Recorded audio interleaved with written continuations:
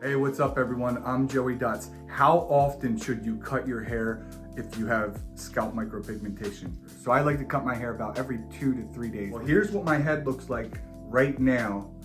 And the last time I cut my hair was on Monday and today is Thursday. So it's been about 4 days and you can clearly see where my hair is growing in and where the SMP is blending.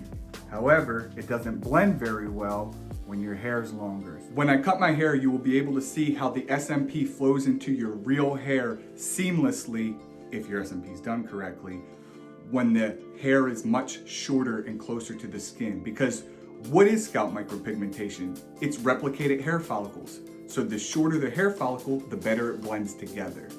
So now what I'm going to do is I'm going to shave my head with the wireless wall clippers with no guard on it, so you can see how much better the SMP flows into your actual real hair.